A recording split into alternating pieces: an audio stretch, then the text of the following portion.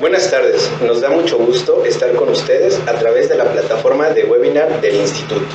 La doctora Maricruz Puente Hernández y su servidor, el doctor César Nieto Rufino, residentes de quinto año de Medicina Materno-Fetal del Instituto Nacional de Perinatología, les damos la más cordial bienvenida al segundo día de esta magnífica reunión.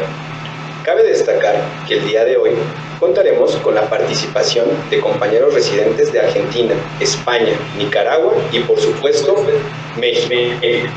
Les recordamos que no es necesario pasar esta potencia en el chat. El sistema los registra automáticamente.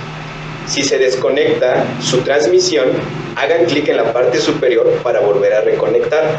Al final del día, les pedimos contestar una sencilla encuesta que se enviará a través del chat. Sin más preámbulos, daremos inicio al tercer módulo, titulado Crecimiento fetal y programación. Definitivamente, estos son dos temas muy importantes en el pronóstico fetal, ya que están en estrecha relación con la capacidad de aprendizaje y de interacción en la vida postnatal. Asimismo, pueden dar respuesta a importantes cuestionamientos en la vida prenatal y detectar tempranamente las alteraciones del crecimiento nos pueden ayudar a lograr una intervención precoz. A continuación, tenemos la participación del doctor Iván Vivanco Garín.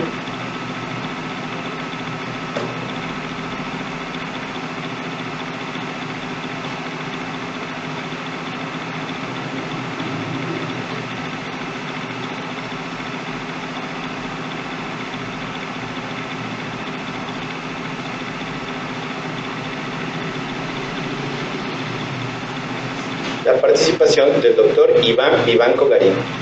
Él es médico general, egresado de la Universidad La Salle, realizó la residencia de ginecología y obstetricia en el Hospital Español de México, actualmente es residente de sexto año de Medicina Materno-Fetal IMPER, y él nos ayudará con la intervención Crecimiento, más allá del pronóstico fetal.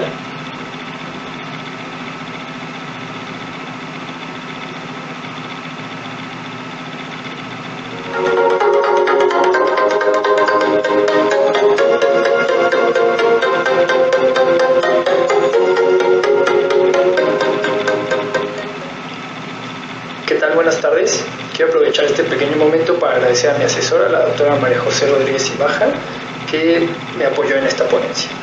El día de hoy hablaremos acerca de la evaluación del crecimiento más allá del peso fetal. Empezaremos esta charla con un pequeño caso clínico para entrar en contexto. María tiene 38 años, está casada, tuvo su primer embarazo hace 3 años, el cual terminó en un aborto. Debido a esto, buscó llevar su control prenatal con un especialista. Actualmente tiene 34 semanas de gestación por fecha última regla, que corresponde con el ultrasonido que se realizó en el primer trimestre. Se realizó un ultrasonido a las 26 semanas, el cual reporta un peso fetal estimado de 960 gramos en percentil 65 por Hart. Acude con usted por ser un reconocido subespecialista y en la evaluación el día de hoy usted observa una fetometría para 33 semanas y un peso fetal estimado de 2070 gramos en percentil 16 por Hart. Aquí la pregunta sería, ¿considera que este bebé tiene alguna alteración en crecimiento? Y la siguiente pregunta sería, ¿existe algún método que nos ayude en el diagnóstico? Continuando con una breve introducción, sabemos que el crecimiento fetal normal se encuentra regulado por 3 factores: un materno, uno placentario y un fetal. La interacción de estos 3 factores permite al feto obtener una talla y peso, el cual está predeterminado genéticamente. Y evaluar el crecimiento fetal por medio del ultrasonido es una de las piedras angulares del control prenatal. Este fue introducido desde 1968 y actualmente permite al médico evaluar potenciales riesgos y planificar estrategias adecuadas para el nacimiento. Bueno, ¿por qué es tan relevante evaluar el crecimiento fetal? Esto nos lleva a la pregunta de ¿qué nos hace diferentes como especie? Sabemos que el ser humano tiene un cerebro extremadamente grande en comparación con otros animales, y no hablamos únicamente de tamaño, sino de un cerebro con millones de redes neuronales que por lo tanto es altamente consumidor de energía. Y el tener una adecuada reserva energética nos permite un adecuado neurodesarrollo. Otro de los puntos importantes es la respuesta adaptativa fetal al ambiente subóptimo de nutrientes, que tiene como consecuencia una alteración en el peso y la composición fetal. Esto es mejor conocido como la programación fetal. Y como ya sabemos, esta nos predispone a la aparición temprana de enfermedades metabólicas, cardiovasculares, mediante la disminución de la expresión de genes supresores. ¿Cuáles son nuestras herramientas actualmente? Bueno, tenemos fórmulas para la estimación de peso fetal, tenemos tablas de crecimiento, tenemos curvas de crecimiento y tenemos otros métodos que iremos desglosando a continuación. Para la estimación del peso fetal, actualmente la fórmula de Hadlock es la más empleada, como ya sabemos. Esta evalúa 3 parámetros: el diámetro biparietal, la circunferencia abdominal, la longitud femoral y la circunferencia cefálica. Y está demostrado tener el margen de error absoluto medio más bajo, aunque existe un 10% de variación con respecto al peso fetal, y este puede aumentar hasta 20% en edades gestacionales cercanas al nacimiento. Ya sabemos que en un intento por mejorar la eficacia de esta fórmula de Hadlock se han integrado otras variables morfométricas, pero ninguna ha demostrado tener una mejor capacidad predictiva. Como les comentaba, pues existen varias fórmulas para el peso fetal, para la estimación del peso fetal. Sin embargo, hasta el momento pues no ha demostrado tener un mejor rendimiento.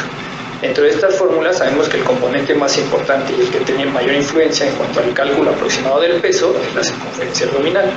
Incluso este ha sido planteado como un parámetro único para la detección de alteraciones del crecimiento.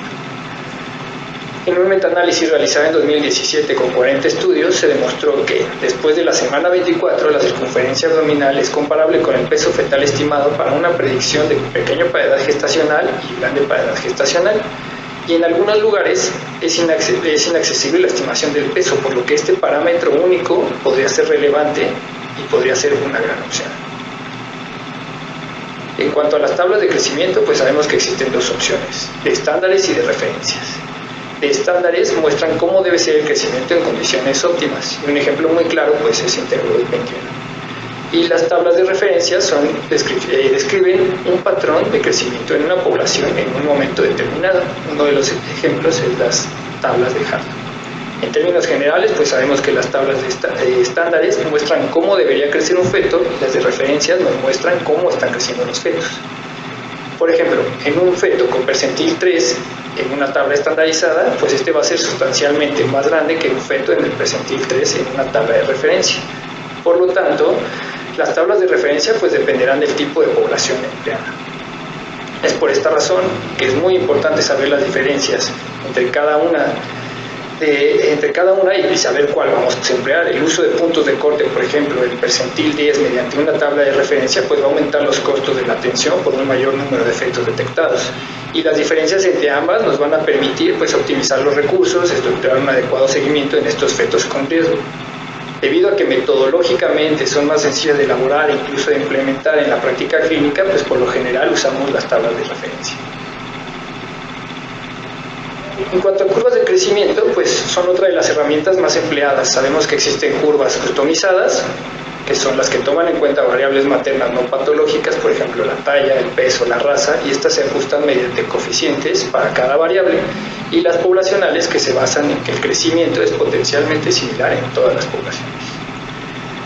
Las curvas customizadas, por lo tanto, pues podrían ser el enfoque más natural en unidades con población muy diversa, pero la realidad es que no se ha demostrado gran diferencia entre ambas en estudios prospectivos. A favor de las curvas customizadas, pues está el hecho de que algunos estudios han demostrado un mejor rendimiento para la predicción de resultados perinatales adversos. Entonces, ¿cuáles son nuestras limitantes hasta este momento? Pues número 1 van a ser las limitantes de los puntos de corte. ¿Esto qué quiere decir? Pues que no todos los fetos por debajo del percentil 10 pues van a tener alguna alteración del crecimiento. Otra limitante será la de la normalidad. ¿Esto qué quiere decir? Pues invariablemente, al ser una curva de distribución normal, el 10% de la población pues se va a ubicar debajo de estas dos desviaciones estándar o por arriba de estas dos desviaciones estándar sin necesariamente tener alguna patología. Es por esta razón que surge la necesidad de analizar otras estrategias para la detección de estos pacientes en riesgo. Desde los años 80 pues se han planteado varias opciones, como esta por ejemplo, que es el índice fetal ponderal. Es una medida de peso entre la longitud. Se observó que tiene una muy buena correlación entre el índice ponderal fetal y el índice ponderal neonatal. Sin embargo, no fue más precisa para la detección de restricción del crecimiento. Hay que recordar que esta es una variable neonatal subrogada. Más tarde, a inicio de los 90, pues, se introdujo la evaluación ecográfica de tejidos blancos. Esta evaluación, pues inicialmente fue propuesta para fetos con crecimiento excesivo y no resultó ser más eficaz que el peso fetal estimado. Con el avance de la tecnología se propusieron otras medidas, por ejemplo el volumen fraccional de la extremidad. Esta, mediante ecografía 3D, evalúa la grasa y el músculo de una extremidad. Podría llegar a servir en fetos para predecir más bien un índice de estado nutricional fetal. Se ha visto que la combinación con el peso fetal estimado podría llegar a mejorar la detección de fetos que están en peligro de desarrollar una alteración del crecimiento. Más tarde, y puesto que ninguno de los métodos que les he mencionado anteriormente ha demostrado una efectividad aceptable, pues se han intentado nuevos enfoques como la velocidad de crecimiento. Esta busca complementar los estándares de tamaño con la velocidad de crecimiento mediante modelos que calculan porcentajes de velocidad del crecimiento en cualquier intervalo de semanas. Se ha demostrado en hallazgos preliminares que determinar la trayectoria de crecimiento agrega información adicional sobre el peso fetal estimado. Bueno, sabemos que estudios recientes han demostrado que en embarazos con alto riesgo de alteraciones del crecimiento, las mediciones seriadas pues sugieren un papel benéfico en la predicción de resultados perinatales adversos. Y en una corte prospectiva se encontró que en el tercer trimestre el percentil menor al 10 se asociaba a morbilidad neonatal únicamente cuando la velocidad del crecimiento de la circunferencia abdominal se encontraba alterada. Pues sabemos también que en contra de esta metodología está el aspecto ya conocido de que los intervalos muy cortos entre las evaluaciones pues pueden aumentar nuestra tasa de falsos positivos y por lo tanto podrían aumentar la tasa de recién nacidos pretérmino. Actualmente no existe a nivel mundial ninguna guía para su empleo. A manera de conclusión, pues sabemos que no todos los fetos por debajo del percentil 10 van a estar afectados, tampoco todos los fetos por arriba del percentil 10 van a estar sanos. Por lo que emplear otras herramientas que nos ayuden en el diagnóstico de las alteraciones del crecimiento, pues nos van a ayudar a mejorar la detección de fetos de tamaño normal y disminuir la tasa de falsos positivos.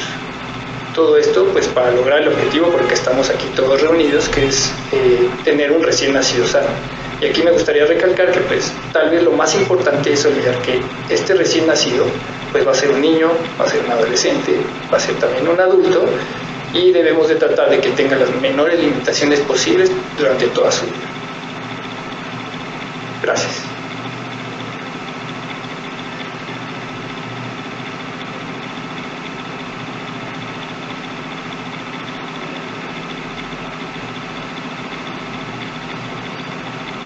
Muchas gracias, doctor Iván Vivanco.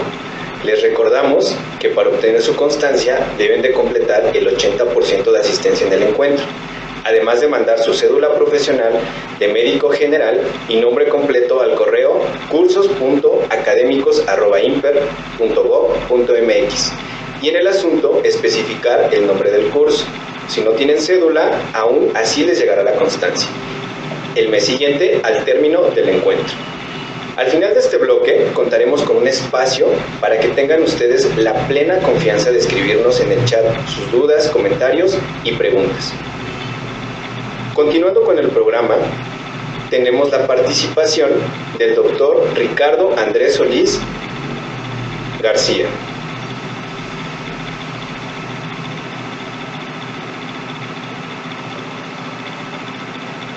Él realizó la licenciatura en el Instituto de Estudios Superiores de Chiapas, en Tuxtla Gutiérrez.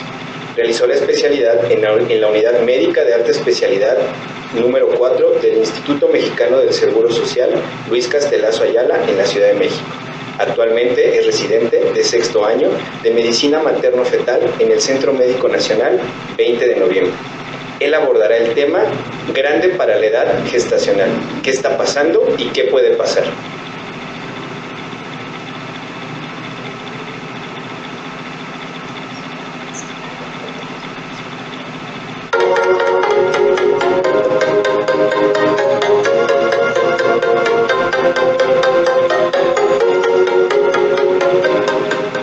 buenas tardes.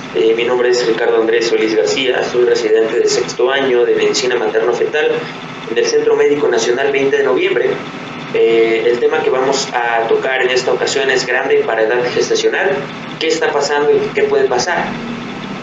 El asesor de este tema, de esta clase, es el jefe de servicio de Medicina Materno-Fetal del mismo Centro Médico Nacional, doctor Fernando Escobedo Aguirre, y vamos a entrar de lleno en materia hablando de los conceptos de macrosomía y grande para edad gestacional. Un feto grande para edad gestacional, como tal, es un peso fetal estimado en vida intrauterina por arriba del percentil 90 para la edad gestacional. Una vez que nace el bebé, una vez que tenemos un recién nacido, si el peso está por arriba del percentil 90, decimos que sigue siendo, pero ya basándonos en las tablas neonatales y pediátricas, grande para edad gestacional. El término macrosomía es un término controvertido.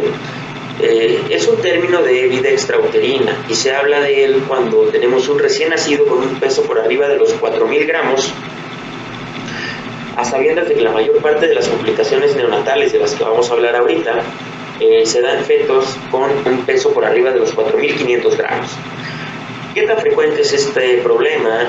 Hablamos de un 7.8% de los nacidos vivos en Estados Unidos, con una estadística muy similar en nuestro país, a sabiendas de que 1 al 3% únicamente van a ser con pesos fetales por arriba de 4.500 gramos y únicamente del 0.1 al 0.3% pesos fetales por arriba de los 5 kilos.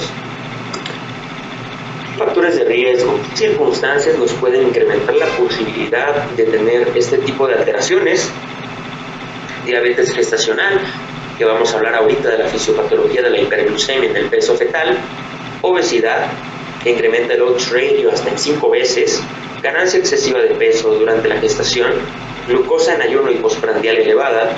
Dislipidemia, recién nacido previo con macrosomía, incrementa el odds ratio hasta en 10 veces más. Y la historia de un recién nacido previo con macrosomía es el factor de riesgo aislado más importante para un feto grande para edad gestacional. Ahora, ¿qué sucede cuando una paciente diabética gestacional tiene largos periodos de hiperglucemia? La hiperglucemia materna incrementa per se el riesgo de macrosomía. La glucosa materna pasa la barrera placentaria a través de transportadores GLUT1 y GLUT3, y esto provoca incremento de la liberación de leptina a nivel fetal, provocando una hiperleptinemia, la cual a su vez actúa a nivel pancreático liberando insulina, y esta hiperinsulinemia per se provoca crecimiento fetal acelerado. De igual modo existe una síntesis defectuosa de glucógeno que, aunado a un hipoinsulinismo materno e incremento de factores de crecimiento parecido a la insulina y de hormona del crecimiento, por supuesto, generan concomitantemente un crecimiento fetal y placentario excesivo o acelerado.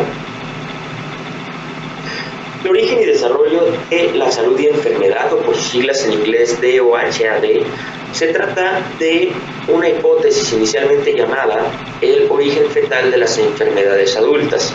Bien sabemos que el útero y la placenta protegen al feto del ambiente externo para proveer condiciones óptimas para el desarrollo y crecimiento fetales. Condiciones maternas anormales como desnutrición y obesidad influyen directamente en los procesos de adaptación fetal.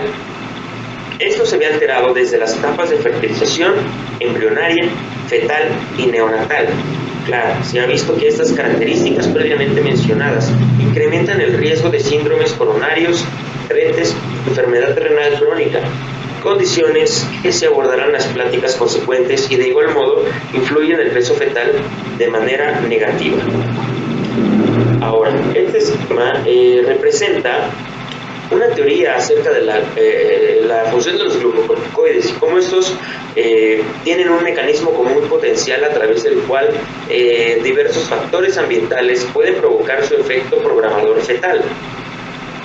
En este caso, los factores ambientales como desnutrición, estrés, factores psicológicos, factores infecciosos van a incrementar el estrés materno, que a su vez va a incrementar la liberación de glucocorticoides y de hormonas estresantes para la madre y en consecuencia para el feto. A su vez va a haber un descenso o una disminución de la expresión de la 11-beta-hidroxiesteroide deshidrogenasa tipo 2.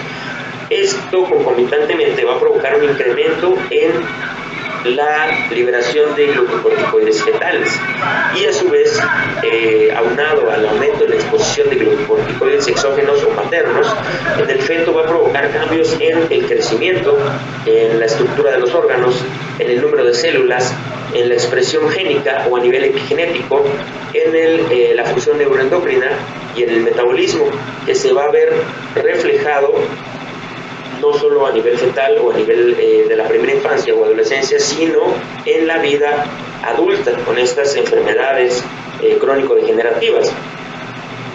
El estudio de asociación del genoma ampliado, o GWASS por sus siglas en inglés, se trata de un escaneo rápido de los conjuntos completos de DNA o genoma para detectar variaciones asociadas con una enfermedad en particular. A la fecha, existen 65 locus genéticos asociados con el peso al nacer, que a su vez van a implicar caminos biológicos a enfermedades en la vida adulta. Identificar las variantes para el peso fetal se va a ver incluido por 3 factores que vamos a mencionar mucho en las próximas diapositivas, las cuales son un efecto fetal directo, un efecto materno indirecto y la combinación de ambos factores, que a su vez van a provocar estos cambios o efectos epigenéticos. Los siguientes esquemas que vamos a evaluar y a observar en estas diapositivas representan la aleatorización mendeliana para evaluar el efecto causal de las exposiciones intrauterinas por la madre sobre el peso fetal de su descendencia, es decir, juegan con estos factores directos fetales e indirectos maternos. Debido a que los genotipos maternos y fetales se correlacionan, es esencial tomarlos en cuenta para el genotipo de la descendencia en este análisis. La línea continua va a representar la relación entre el instrumento genético y la exposición intrauterina. Las flechas punteadas representan las características potencialmente confusas o alternas en la vía materna y que bajo esta suposición de aleatorización mendeliana no están asociados con un instrumento genético, es decir, con los factores genéticos maternos en este caso, asociados a la descendencia. Las flechas punteadas inferiores representan la violación potencial de la aleatorización mendeliana a través del genotipo de la descendencia, y la flecha engrosada representa el efecto causal de interés. En este caso, podemos observar que el genotipo materno, aunado a esas características ambientales maternas como el estilo de vida y el factor socioeconómico, van a provocar una alteración en el genotipo o en el gen de la descendencia que va a afectar directamente a el peso fetal al nacer de esta misma descendencia. El cuadro inferior o el esquema inferior nos habla del incremento de peso de la descendencia al nacer. Puede ser causado por efectos genéticos fetales directos y efectos maternos genéticos indirectos. Eso es lo que hablábamos en la diapositiva anterior. Los efectos maternos indirectos pueden incrementar el peso fetal por incremento del espacio disponible para el crecimiento, pero no se pueden descartar explicaciones alternativas, como podría ser el emparejamiento selectivo. En este caso nos habla del score genético para la altura y peso materno, que van a afectar como tal o afectaron al peso y talla materno, y esto per se va a alterar tanto los factores, el score genético de la descendencia, que va a alterar directamente el peso fetal al nacimiento. Este esquema nos habla o nos explica cómo los niveles elevados de glucosa materna en ayuno van a incrementar o son capaces de alterar el peso fetal.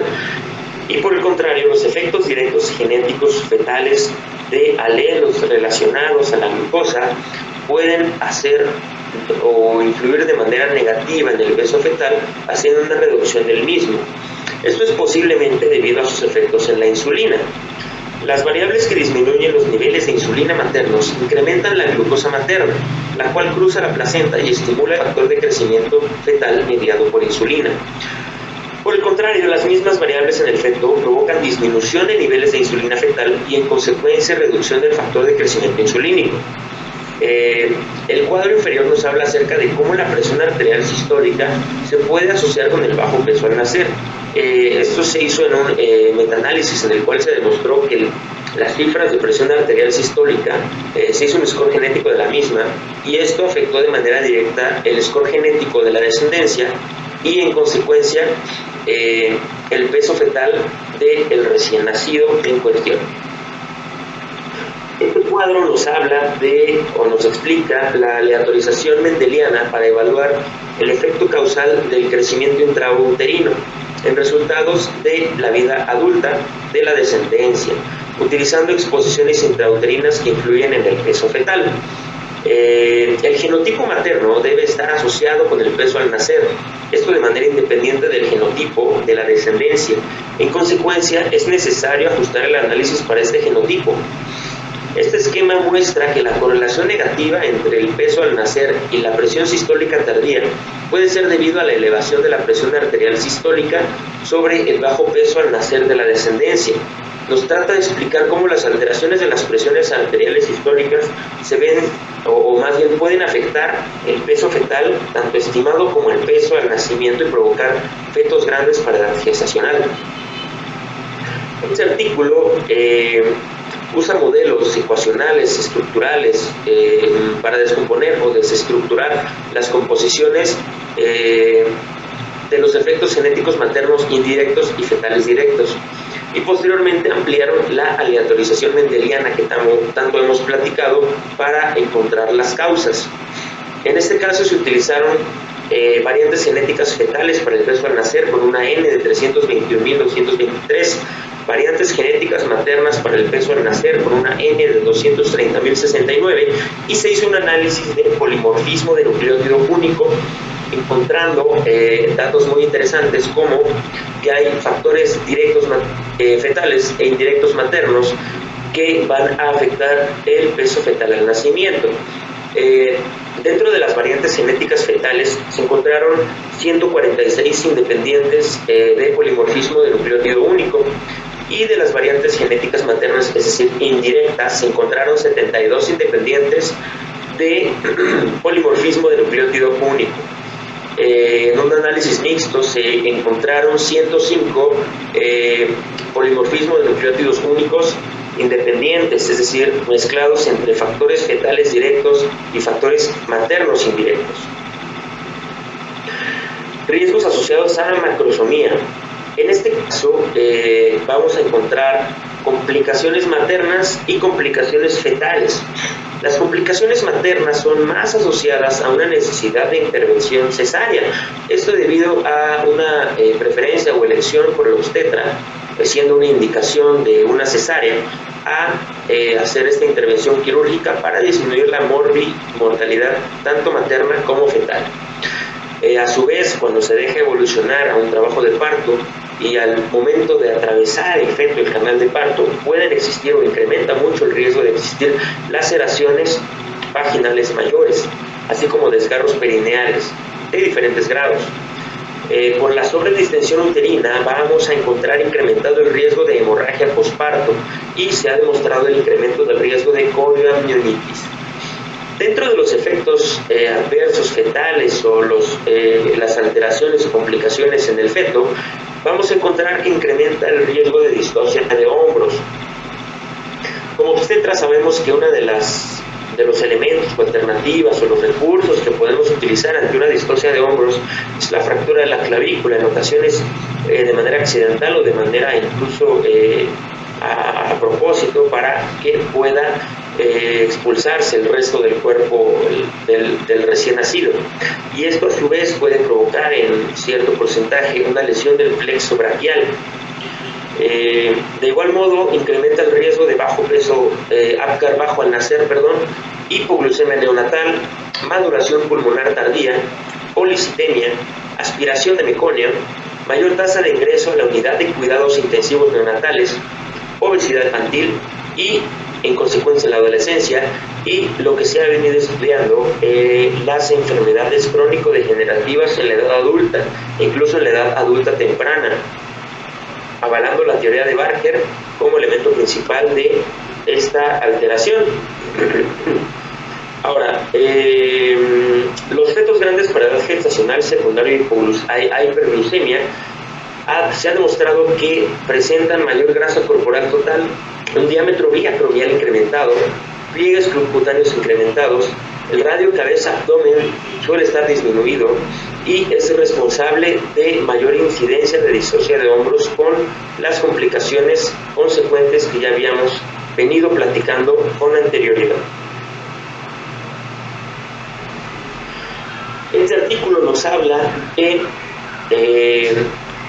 la correlación o el riesgo que existe cuando tenemos un feto grande para edad gestacional con parto pretérmino. La tabla de la izquierda nos habla o nos trata de explicar cómo se eligió a la población a estudiar, siendo que al final se estudiaron 547.418 pacientes primigestas, que fueron en las que se basó ese estudio. Ahora, dentro de este estudio podemos encontrar los siguientes resultados.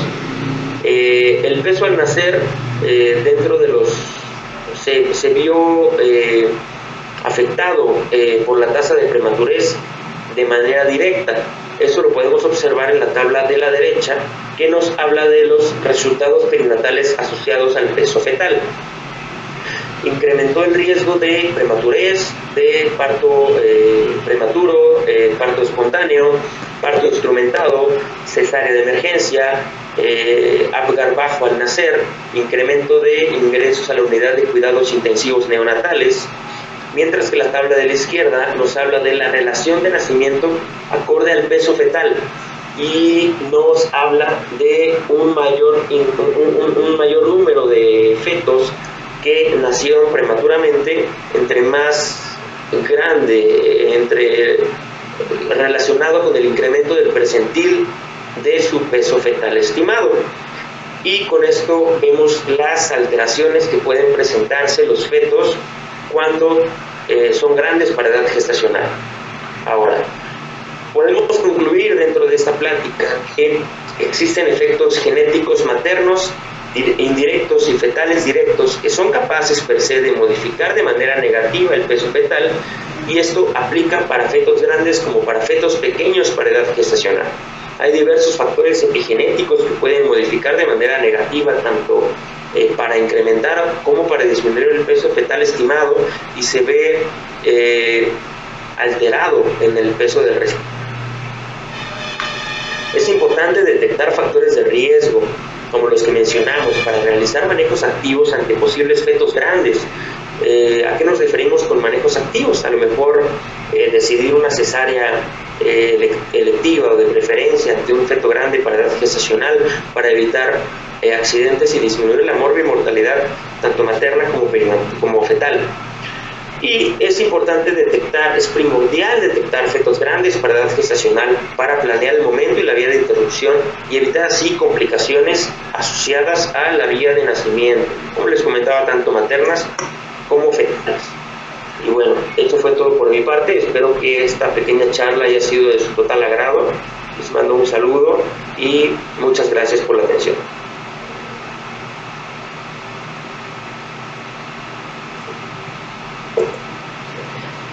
Le agradecemos su intervención, doctor Ricardo Solís, y una vez más les recordamos que tienen abierta la oportunidad en el chat para realizar sus preguntas o comentarios.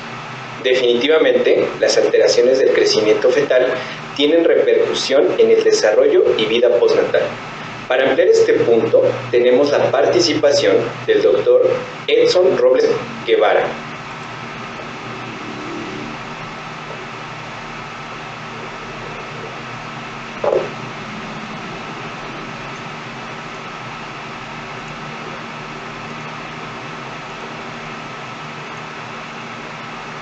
El doctor Edson Osmar Robles Guevara es médico cirujano y partero por la Universidad de Guadalajara.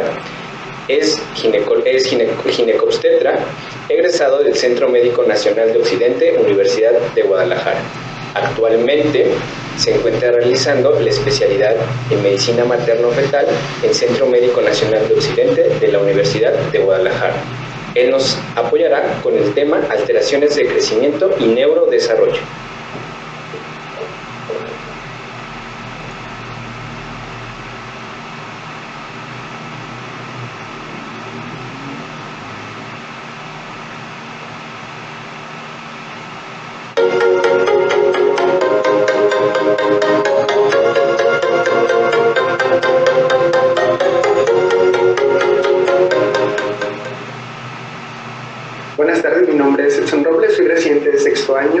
Medicina Materno-Fetal en Centro Médico Nacional de Occidente del Instituto Mexicano del Seguro Social en Guadalajara, Jalisco. Bien, les voy a hablar el día de hoy acerca de las alteraciones en el neurodesarrollo que tienen los bebitos que presentaron en la vida prenatal restricción del crecimiento intrauterino. Sabemos que hay múltiples causas de este tipo de restricciones, pero las que más nos aquejan para motivos de alteraciones en el neurodesarrollo, o que al menos se han estudiado con más hincapié, son las alteraciones hipóxico-placentarias. Sabemos que la restricción del crecimiento es aquella incapacidad del feto por alcanzar un crecimiento adecuado y ocurre aproximadamente en el 8 al 10% de los embarazos. Cuando se presentan, sabemos que se asocia con una morbilidad y mortalidad neonatal. En los últimos años hemos sabido más acerca de este tipo de patologías, ya que los estudios de este tipo de bebitos han avanzado y los bebés que tenemos en la actualidad también son bebitos que han sobrevivido debido a la mejora de las técnicas de diagnóstico prenatal y al seguimiento de estos bebés para la interrupción oportuna del embarazo. Sabemos que esta interrupción oportuna del embarazo normalmente se lleva a cabo de manera prematura o cercana a la viabilidad, y la prematurez per se, junto con la restricción del crecimiento fetal, se va a asociar con alteraciones neurocognitivas, sensoriales y conductuales en estos bebés conforme vayan presentando el desarrollo neurológico de acuerdo a su edad. Como ya lo comenté, a medida que mejoran las técnicas de manejo diagnóstico de este tipo de patologías, bebitos que pudieron no haber sobrevivido antes por la restricción del crecimiento hipóxico-placentaria sobrevivieron más allá del parto y actualmente se encuentran cursando la vida en el kinder, en la primaria, presentando este tipo de adaptaciones neurológicas que tienen, comillas, su retraso. La respuesta adaptativa ante la desnutrición intrauterina tiene consecuencias que son duraderas y que se presentan a lo largo de la vida con resultados relacionados con el desarrollo y la salud. Bien, como ya les comentaba, el seguimiento del desarrollo neurológico durante los primeros años de vida en este tipo de eventos sirve para identificar a los niños que van a tener retraso en el desarrollo y que pueden beneficiarse a partir de intervenciones. Esto es importante porque una vez al informarle a los padres cuáles son el tipo de retrasos que pueden presentar estos bebitos, ellos pueden tomar algún tipo de conducta o alguna intervención para que este tipo de retraso no afecte tanto a los recién nacidos. ¿Y qué va a pasar? Bueno, este tipo de alteraciones se van a dar más importantes o se van a volver más importantes cuando el niño comienza a desarrollar un funcionamiento más complejo. ¿Qué quiere decir esto? Pues van a ser niños que cuando empiecen a tener la parte cognitiva, cuando empiecen a tener un funcionamiento más complejo, van a tener alteraciones al momento de leer o al momento de tener que hacer actividades más complejas, niños que también van a tener alteraciones cuando tengan que comunicarse con los demás o alteraciones inclusive en la socialización. Bien, ¿cómo estamos en México o cuál es el panorama en México del neurodesarrollo? De acuerdo a una encuesta realizada de la dinámica demográfica en el 2014 en la Ciudad de México, tenemos que de una población total de niños y adolescentes de 5 a 14 años, el 93.40% no va a presentar ninguna discapacidad neurológica, una adecuada adaptación a la vida que lleva hasta ese momento dependiendo de la edad escolar en la que se encuentre, pero hasta un 4.7% de esta población total va a tener una alteración al hablar, una alteración al leer, al deambular o inclusive dificultad para comer por sí mismo. Esto claro que condiciona a este tipo de pacientes con una discapacidad difícil que inclusive les va a condicionar la adaptación a la vida social dependiendo de la etapa en la que se encuentren. y siendo más grave aún, un 1.9% de estos pacientes van a tener algún tipo de discapacidad profunda, que la vamos a definir como alguna alteración neurológica que les va a impedir realizar algún tipo de funcionamiento per se de manera adecuada. Bien, ¿cuáles son los mecanismos que se han propuesto para que esto se lleve a cabo o suceda en este tipo de bebés? Sabemos que los bebitos con una restricción hipóxico-placentaria tienen una respuesta fetal adaptativa que preserva el suministro de oxígeno al cerebro en la hipoxia crónica. Cuando se presenta un mecanismo de hipoxia, sabemos que los bebitos tienden a preservar el tejido neuronal como parte de la economía del feto, y esto hace que tenga una adecuada oxigenación cerebral, al menos cuando aún se encuentran los mecanismos de adaptación del neurodesarrollo intactos. Pero, ¿qué va a pasar? Va a haber efectos que pueden resultar negativos sobre el desarrollo cognitivo y no motor. ¿Esto por qué se da? Debido a que el aumento de la perfusión del cerebro no es uniforme. Es decir, sí se prioriza el cerebro como parte de la perfusión fetal, pero no todo el parénquima cerebral se perfunde de una manera uniforme. La sangre preferentemente se dirige a las regiones como la región de los ganglios basales, y deja algunas otras regiones descubiertas como las regiones del lóbulo frontal o la región del lóbulo frontal. Y esto, al tener una disminución relativa de oxigenación o de perfusión cerebral, va a tener alteraciones propias de este lóbulo, por ejemplo, relacionadas con la cognición y el comportamiento, que son uno de los resultados que más se han asociado en este tipo de bebés, o que se ha visto un resultado más adverso en este tipo de pacientes. Y bien, se realizó un estudio en el 2015 que fue una revisión, un metaanálisis acerca de los resultados del neurodesarrollo de los bebitos que presentaron restricción de crecimiento intrauterino de 6 meses a 3 años después de su nacimiento. De estos estudios revisados, de 731 estudios revisados, solamente se incluyeron en el análisis 16 porque cumplían con los criterios de selección. Y bueno, el resultado fue de esperarse. El pobre desarrollo neurológico después de la restricción se describió en al menos 11 de estos estudios. 10 de los estudios encontraron retrasos motores, retrasos que se encontraban pues, en estos bebitos al momento de realizar los movimientos finos o movimientos gruesos. 8 de estos estudios encontraron alteraciones cognitivas, 7 en el lenguaje, y otro tipo de retrasos que se describieron en estos estudios fueron el retraso en el desarrollo social, en la atención y en el comportamiento adaptativo, una vez que empezaron a tener respuestas sociales los bebés.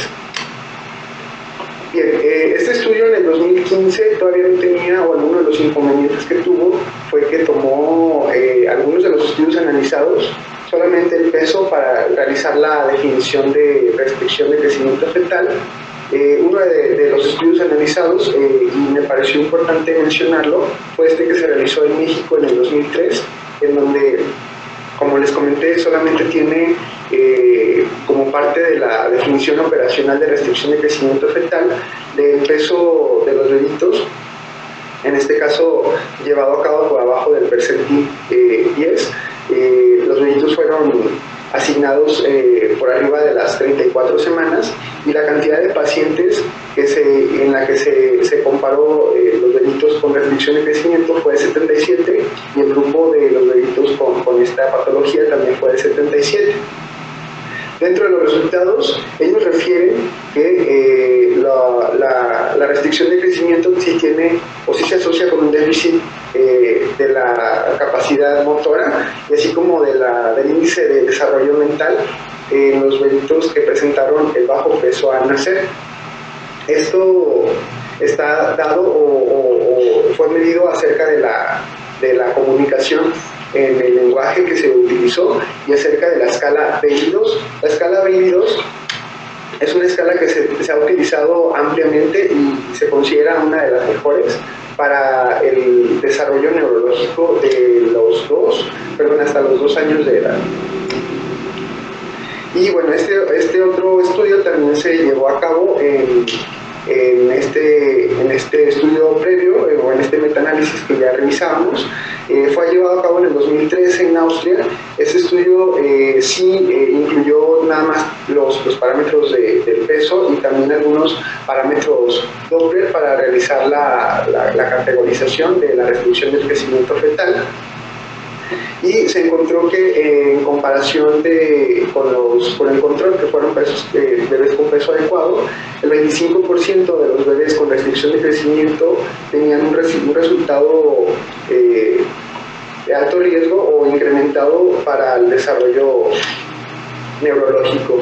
Y de esta manera se catalogó o se encontraron resultados adversos en el desarrollo neurológico con un grado de discapacidad que ellos lo catalogan como leve, moderado y severo, y como una incapacidad motora en el lenguaje y de la parte cognitiva. Bien, este otro estudio, que también es un metaanálisis, es más reciente y está llevado a cabo en el 2020, pero en este estudio fue más interesante la revisión debido a que se llevó a cabo o estudió hasta los primeros 12 años de vida de los bebés que presentaron algún tipo de anormalidad en el crecimiento. Y me refiero con algún tipo de anormalidad en el crecimiento debido a que ellos hacen un análisis o una interesante reflexión acerca de que los bebés con restricción de crecimiento fetal diagnosticado en la vida intrauterina se catalogan al nacer como bebitos con peso bajo para la edad gestacional por los parámetros postnatales, es decir, no se puede medir la circulación mediante los parámetros Doppler en la vida postnatal, pero hacen esta comparación de estos grupos de edad, obviamente comparados con bebés con adecuado peso, y refieren que la restricción pues es un estado donde refleja distrés fetal, donde el feto se encuentra constantemente sometido a un estrés debido a la hipoxia que ya comentábamos, y el peso o el feto pequeño para la edad gestacional o el recién nacido pequeño para la edad gestacional solamente informa acerca de un tamaño y no una medida directamente de la calidad de crecimiento prenatal.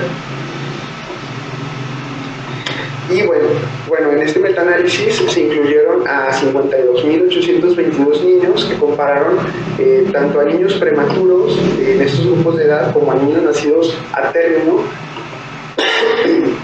que tenían restricción de crecimiento intrauterino y que fueron catalogados como pequeños para la edad gestacional con respecto o en comparación con niños con un adecuado peso para la edad gestacional. Y de estos estudios que se analizaron, 48 incluyeron o dieron sus resultados en medida de puntuaciones cognitivas, y 24 de estos estudios lo catalogaron en delitos con deterioro intelectual límite, los cuales fueron definidos de la siguiente manera. Los resultados cognitivos fueron evaluados, fueron emitidos en puntuaciones mentales, cognitivas o de intervalos de confianza comparados o estimados con pruebas cognitivas que ya se encuentran estandarizadas. Y el deterioro intelectual límite también incluyó las puntuaciones mentales, cognitivas o intervalos de confianza, pero al menos por abajo de una desviación estándar de las puntuaciones cognitivas medias para la edad en la que se estaban evaluando. ¿Qué encontrar? Bueno, pues en los bebitos con restricción de crecimiento intrauterino que se catalogaron como pequeños para la edad gestacional, encontraron de estos bebitos fueron, de los que se analizaron, 1.352 fueron prematuros, y evidentemente los resultados fueron favorables en el sentido de que seguimos comprobando la teoría de que estos bebitos tienen puntuaciones cognitivas significativamente más bajas. Realizando o haciendo su análisis comparativo con una P estadísticamente significativa, los resultados informados no fueron estadísticamente significativos. Otra de los grupos analizados fue un grupo de 19 estudios proporcionando datos para 24 muestras. En este grupo de estudios se incluyeron 2.230 bebitos nacidos al término que fueron catalogados como con restricción o un pequeño parálisis gestacional. Y en este grupo de estudio también tuvieron puntuaciones cognitivas significativamente más bajas en comparación con los bebitos que tenían un peso adecuado para la edad gestacional. Y por último, los bebitos que fueron evaluados acerca del deterioro intelectual límite o por la otra definición que ya revisamos. En este grupo de estudios se evaluaron tanto prematuros como a término que propusieron esta definición para alteraciones en el neurodesarrollo. Incluyeron 2.202 niños, de los cuales 615 fueron catalogados como con restricción de crecimiento y 587 como pequeños para edad gestacional. Y pues lo que ellos encontraron fue también una asociación estadísticamente significativa para tener más deterioro intelectual límite o un deterioro intelectual importante al realizar las mediciones cognitivas que se evaluaron en estos bebés. Y bueno, ¿qué pasa con los gemelitos o qué pasa en las gestaciones múltiples? Sabemos que per se tener una gestación múltiple es un factor de riesgo para tener un desarrollo neurológico pobre y de este tipo de embarazos múltiples, los embarazos monocoriales y amnióticos se caracterizan por tener un mayor riesgo de complicaciones neurológicas de 3 a 6 veces mayor en comparación con los embarazos bicoriales biamnióticos. Obviamente esto se ha visto presentado como parte de la patología monocorial. Sin embargo, en este estudio realizado en el 2016, que fue un estudio grande, fue un estudio multicéntrico de seguimiento y de corte, que incluyó 948 embarazos gemelares monocoriales y bicoriales. Y de estos embarazos, 119 fueron embarazos gemelares con una discordancia de peso mayor al 20%. Fue comparado con 111 controles con peso concordante o con peso adecuado y encontramos resultados interesantes también acerca de las alteraciones en el neurodesarrollo que presentaban estos bebitos. Las áreas que más se afectaron en los embarazos monocoriales al realizar este tipo de intervenciones fue las áreas de la puntuación en el lenguaje, la parte del lenguaje expresivo, la parte del lenguaje, perdón, de la parte motora y la parte motora gruesa en comparación con los bebitos con embarazos adecuados en el desarrollo. Los embarazos monocoriales evidentemente fueron los más afectados. ¿Y qué ha sucedido o cómo se encuentra actualmente el seguimiento o la prevención, tratar de prevenir qué bebés van a ser más afectados en el neurodesarrollo? Se han estudiado varios marcadores de lesión neuronal, que son proteínas asociadas a este tipo de tejidos que se liberan durante la hipoxia. De los que más se han estudiado es el S100B y la enolasa neuronal específica. Sin embargo, actualmente no tenemos alguna evidencia que sugiera su uso y se encuentran todavía en investigación. Y bueno, como parte de las conclusiones y ya para terminar, las alteraciones del neurodesarrollo son un hecho en los bebitos con restricción del crecimiento fetal y debemos poner atención en este tipo de patologías para informar a los padres las complicaciones que los bebés pueden tener a largo plazo y tengan alguna intervención como estimulación temprana o habilidades para desarrollar habilidades neurocognitivas con algún especialista y que pueda ayudar a estos bebés a que este tipo de retrasos o de alteraciones no se presenten. Bueno, les mandamos un saludo desde el Hospital de Ginecobstetricia en el Centro Médico Nacional de Occidente y muchas gracias.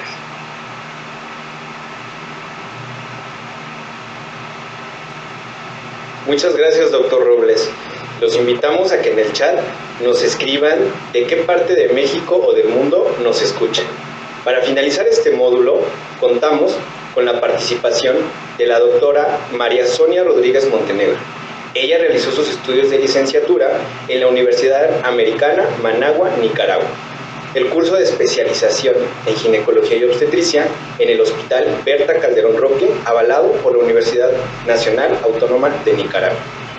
Actualmente es residente de 6º año de Medicina Materno-Fetal en el Instituto Nacional de Perinatología. Ella nos presentará el tema Origen fetal de las enfermedades crónicas.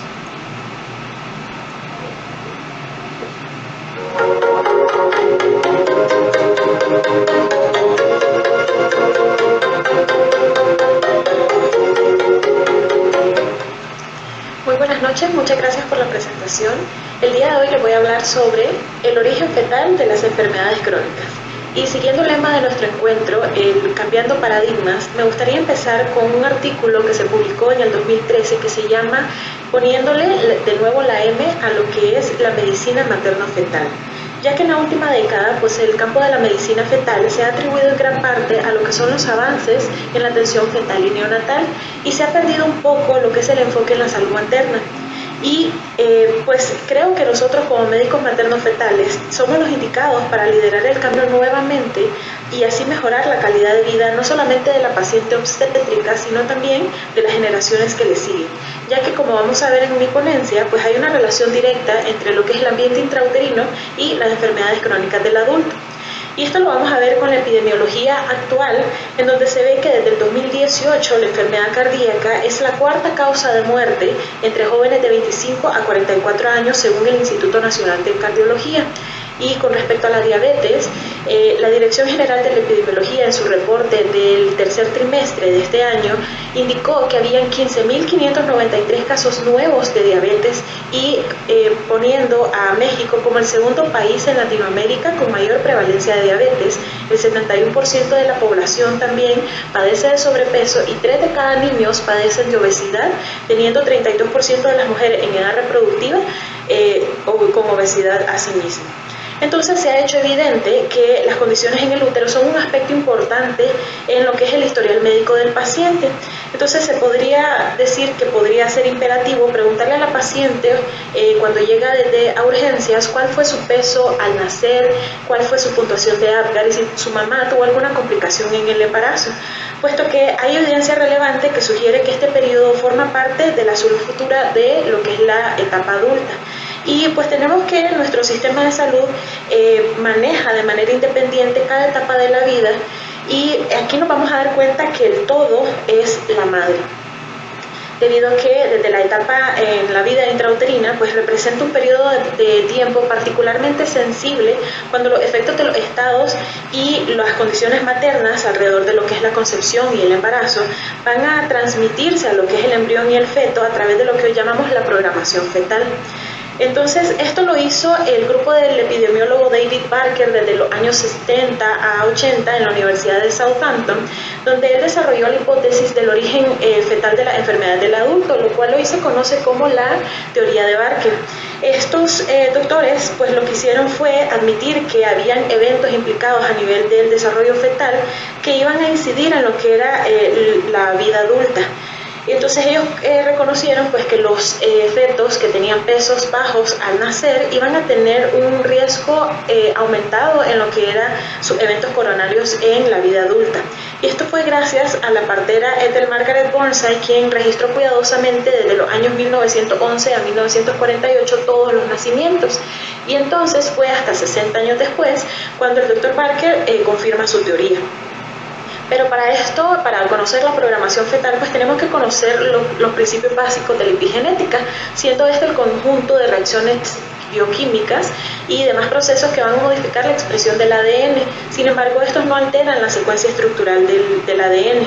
Entonces, para conocer primero el epigenoma, pues se refiere a lo que son los patrones epigenéticos globales que van a distinguir o son variables en las células, y esto van a incluir lo que es la metilación del ADN, la modificación de las histonas y las proteínas asociadas a la cromatina y los efectos de los ARNs pequeños no codificantes. También tenemos que conocer que la epigenómica estudia los efectos de la cromatina, el enrollamiento y fusión de la matriz nuclear, así como el empaquetamiento del ADN y la modificación covalente de las histonas. Y por último, lo que es la impronta genómica, pues conocida como imprinting, es la marca epigenética de un locus con base en su origen parental que origina lo que es la expresión monoalélica del gen. Entonces, en esta figura vamos a ver cómo la adenosina, que es un metabolito intermediario de lo que es el ciclo de la metilación del ADN, va a tener que ver un equilibrio intracelular entre esta y la actividad de los transportadores de lo que son los nucleósidos. Entonces, la adenosina y lo que es la metionina son cruciales para obtener algo que se llama la S-adenosilmetionina, que es el principal donante del metilo. Entonces, tiene que haber un proceso de metilación e histonas que van a constituir lo que es el mecanismo principal para la regulación de la expresión génica. Entonces, por ejemplo, en los fetos con madres con diabetes gestacional, pues vamos a ver que la adenosina quinasa es la responsable de la programación para lo que es fetocardiometabólica, del feto. Y entonces, cuando vemos que hay una alteración o una desregulación del ciclo de la metilación, pues va a haber un riesgo incrementado en cardiometabólico en lo que son los fetos expuestos. Y una vez entonces que se ajustan las características del desarrollo y las necesidades impuestas por el medio, pues esto van a generar un cambio en lo que son las etapas posteriores de la vida. Y pues esto se va a hacer a través de dos mecanismos. Uno es el conocido como acomodación y la plasticidad.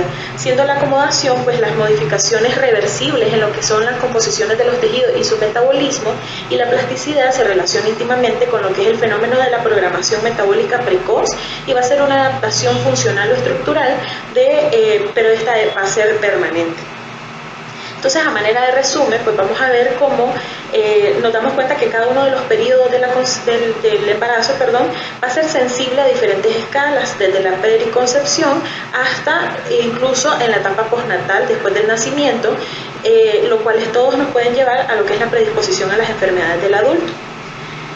Y entonces también se ha puesto de manifiesto que las mujeres que llegan al embarazo con malnutrición pues van a tener diferentes teorías, y lo que se dice que a nivel intraútero es que va a haber una disminución de la 11-hidroxiesteroide deshidrogenasa tipo 2, que esta es una enzima que cataliza lo que es el metabolismo del cortisol y los glucocorticoides a nivel materno, lo cual explicaría que hay un aumento a nivel de los glucocorticoides a nivel fetal, y por ende va a haber condicionar una malfunción del eje hipotálamo-hipófisis suprarrenal en el adulto, lo que a la vez condiciona a alteraciones del crecimiento fetal. Entonces, esto algunos autores lo llaman como lo que es el círculo de la inequidad, que comienza cuando la mujer no llega al embarazo con lo que es la obesidad, resistencia a la insulina, también aunando lo que es el sedentarismo y la pobreza, pues entonces la convierte en un individuo que va a tener una vida más corta y propensa a enfermedades cardiológicas como diabetes y también como la osteoporosis. Entonces, en los estudios que se han hecho en los neonatos, se ha visto que cuando tienen alteración de crecimiento fetal, pues tienen 7.5 veces más de padecer la diabetes tipo 2 o la intolerancia a la glucosa. Y también se ha visto lo que es, cuando hay esta alteración, una relación en U con lo que es la obesidad en la adolescencia. Y esto se le llama lo que es el catch-up growth o lo que es la sobrenutrición fetal. Y esto es tanto en pesos bajos como las macrosomías fetales. Y se preguntarán entonces por qué pasa esto, porque el bebé que es pequeño para edad gestacional al final en la vida adulta pues se vuelve obeso. Esto lo explicó el genetista de la Universidad de Michigan, James Neal, quien dijo que nosotros teníamos una alteración en nuestro diseño evolutivo y la llamó sensibilidad diferencial a la acción de la insulina. Entonces él refiere de que nuestros antecesores pues antes tenían lo que era permitían una ganancia rápida de grasa en las épocas de abundancia para que posteriormente para sobrevivir pues tuvieran una reproducción en las épocas de escasez.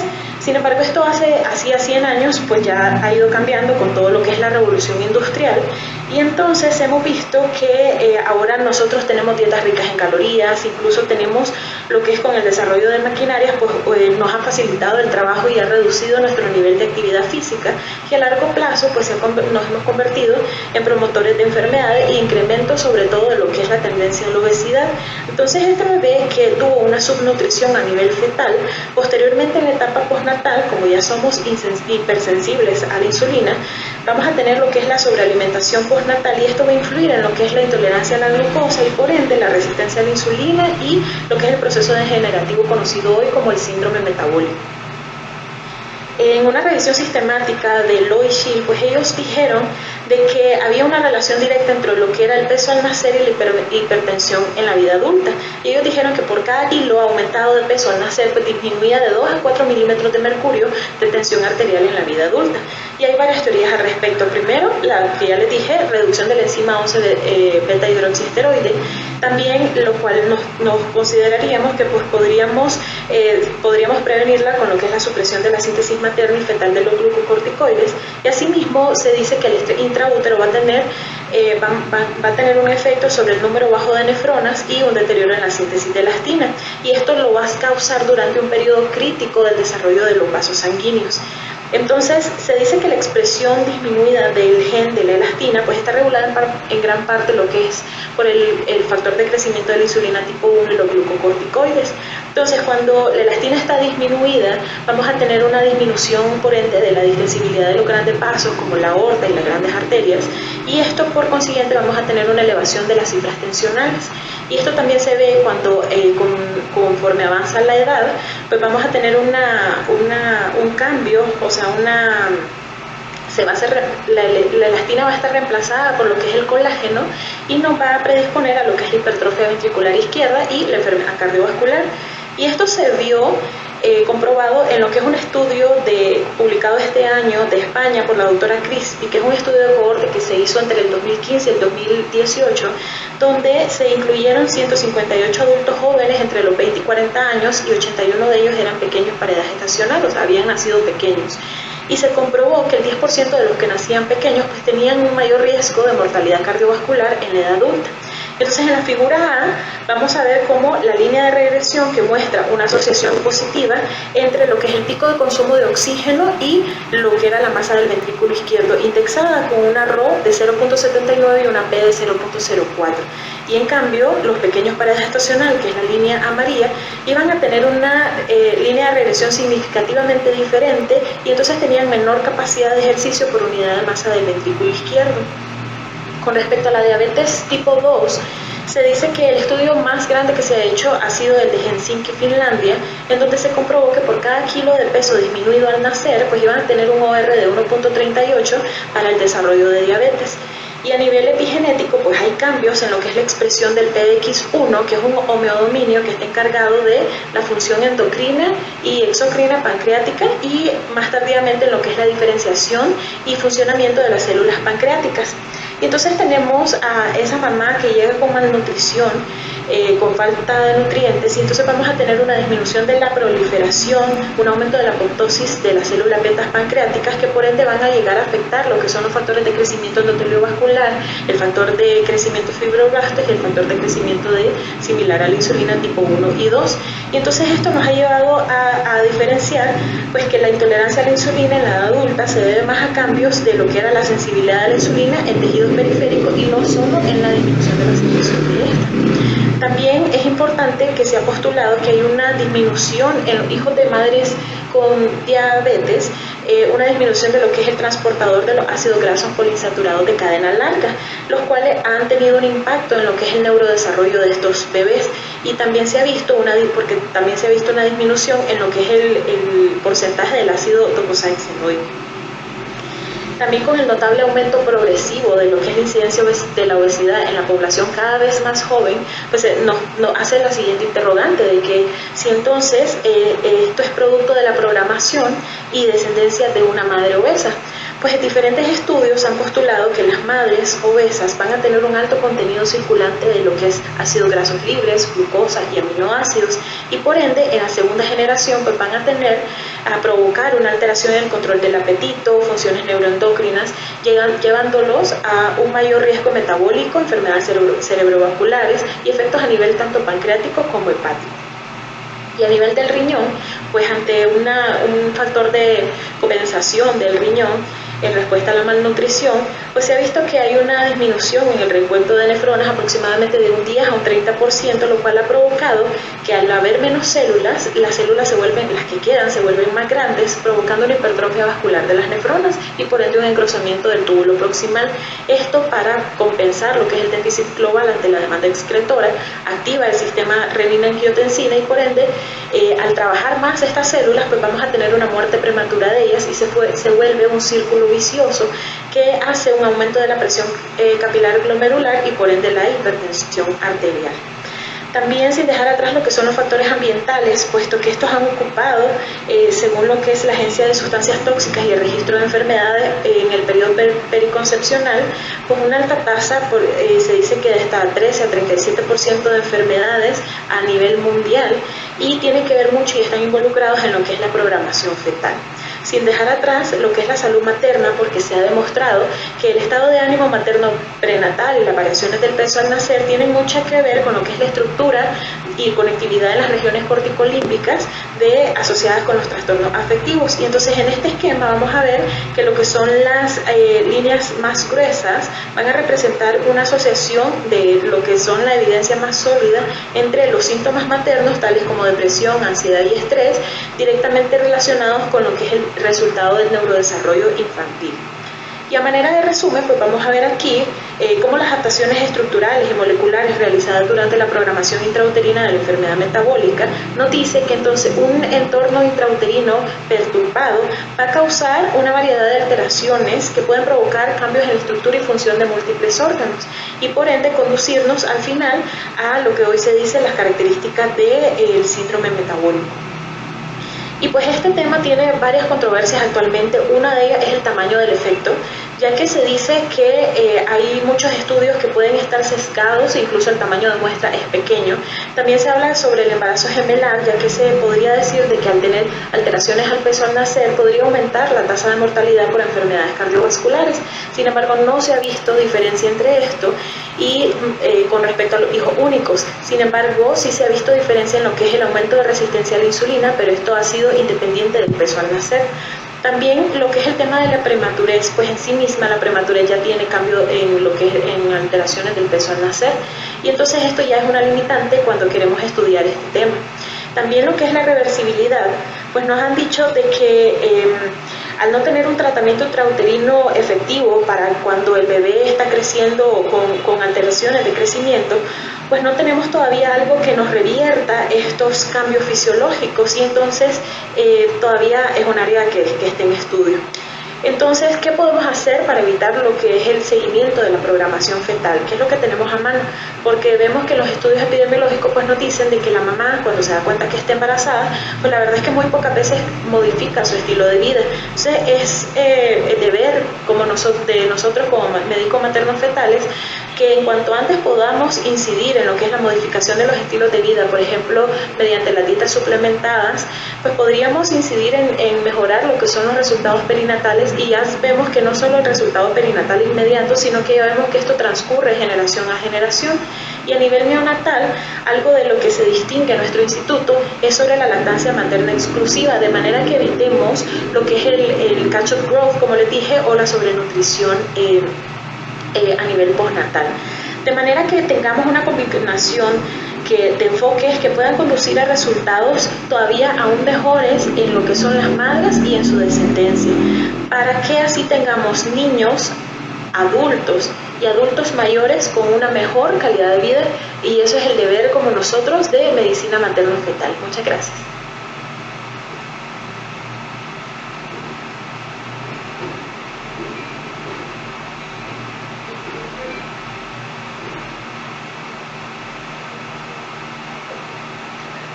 Le agradecemos su intervención, doctora María Sonia Rodríguez.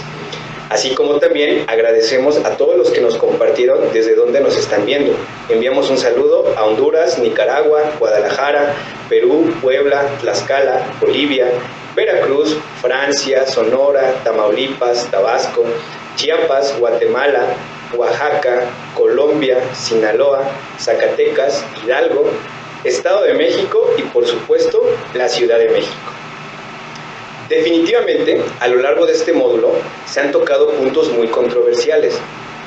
Ahora pasaremos a la sección de preguntas y respuestas, así como también les ofrecemos una disculpa, porque nuestro ponente, el doctor Ricardo Solís, tuvo un inconveniente y se tuvo que retirar de la sala.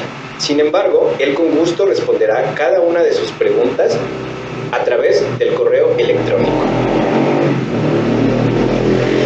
Doctor Iván Vivanco, nos pregunta el público, ¿qué sensibilidad tiene el uso de fetal test o calculadora de medicina fetal para estos procesos?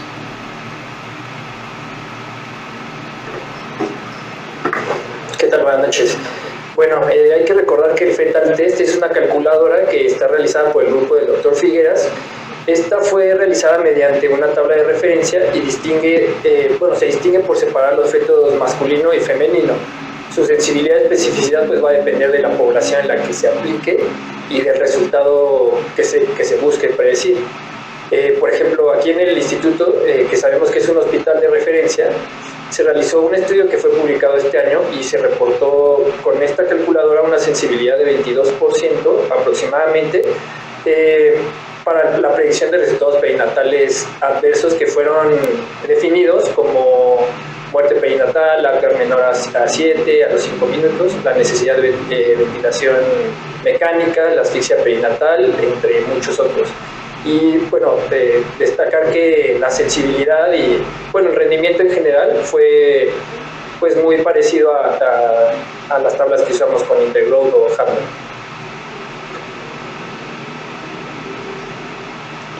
Muchas gracias por su respuesta, doctor Vivanco.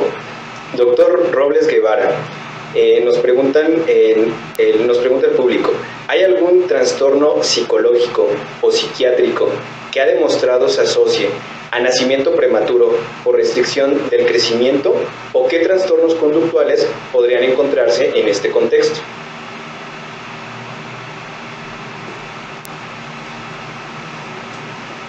Buenas noches. En realidad no hay estudios de factores psicológicos o psiquiátricos o este tipo de trastornos asociados a los bebés con restricción. Recordemos que la restricción del crecimiento se ha ido teniendo varios cambios en sus definiciones operacionales. Entre algunos de ellos, pues al inicio solamente se tomaba el cálculo de peso, después se agregaron algunos parámetros Doppler como el de la arteria umbilical, las uterinas, y luego la arteria cerebral media, y así ha ido sufriendo algunos cambios en sus definiciones con el fin de identificar este tipo de efectos con alteraciones en el crecimiento. Lo que más se ha estudiado que se presenta en los fetos con restricción de crecimiento hipóxico-placentario en la vida prenatal es que tienen más alteraciones cognitivas que motoras. La prematurez per se va a dar alteraciones en el desarrollo motor y la restricción va a tener más alteraciones cognitivas, y esto ha sido más evidente en los últimos años cuando los bebés que tuvieron restricción han tenido que tener algún tipo de interactuar de manera social con los otros niños, al empezar a leer, a pronunciar palabras más complejas y tener pensamientos cognitivos más complejos, han tenido menos puntuaciones en las escalas de neurodesarrollo, pero pues en un trastorno psicológico psiquiátrico hasta el momento no se ha asociado a la restricción. Muchas gracias por su intervención, doctor. Doctora Rodríguez Montenegro, ¿las técnicas de reproducción asistida pueden afectar a programación fetal? Hola, ¿sí me escucho? Buenas noches a todos.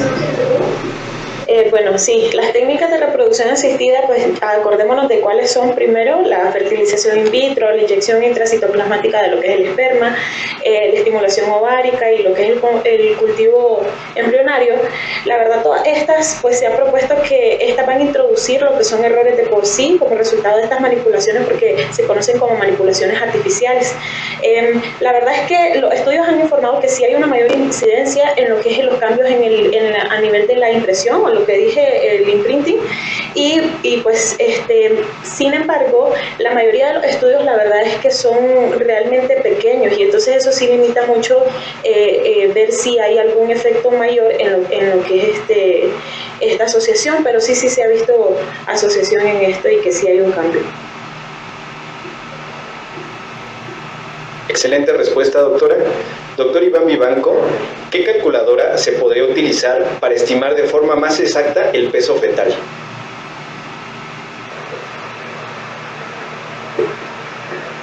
Bueno, ya sabemos que existen varias fórmulas para la estimación del peso fetal.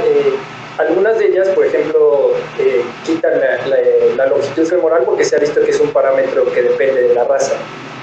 Sin embargo, la fórmula de Hadlock, con sus 4 parámetros que ya conocemos, pues sigue siendo la que muestra el margen de error absoluto medio más bajo para estimar el peso fetal.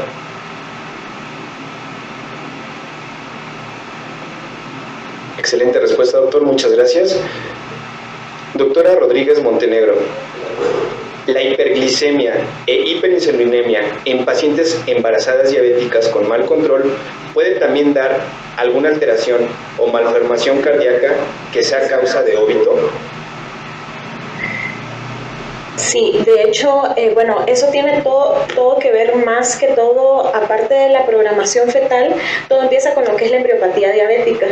Todas las pacientes que llegan desde el primer trimestre, bueno, de hecho, desde antes, una paciente típicamente descontrolada diabética, ya sea tipo 1 o tipo 2, van a tener diferentes mecanismos. Va a haber una disminución del gen PAX3, la disminución de las defensas antioxidantes, la disminución de los niveles de prostaglandina E2, y va a haber un incremento de lo que es la apoptosis inducida por el estrés oxidativo. Entonces, todo esto, pongamos que esta paciente va a venir obviamente con la hemoglobina más de 6, y entonces esto nos va a dar por cada un porcentaje de incremento en esta hemoglobina glicosilada, un OR, hay estudios de un OR de 1.46 para malformaciones congénitas, y especialmente lo que son las cardiovasculares. Es por eso que nosotros incluimos en lo que es nuestro instituto, y pues en muchos protocolos, lo que es hacer lo que es una valoración cardiológica fetal en las semanas más o menos 22, 24 semanas, para ver estas alteraciones justamente. Gracias, doctora. Doctor Osmar, nos pregunta el público, ¿qué evalúa la escala de Bailey?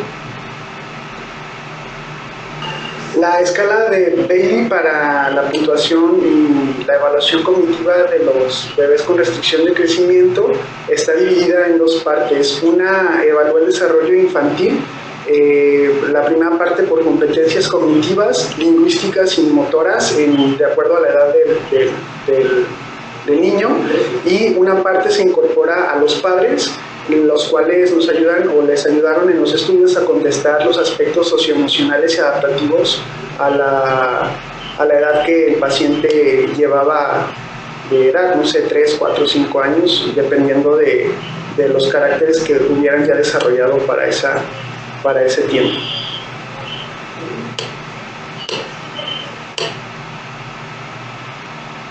Excelente aportación, doctor Robles. Agradecemos la intervención de nuestros compañeros residentes en este módulo tan relevante. Daremos paso al siguiente módulo. Los dejo con la doctora Maricruz Puente.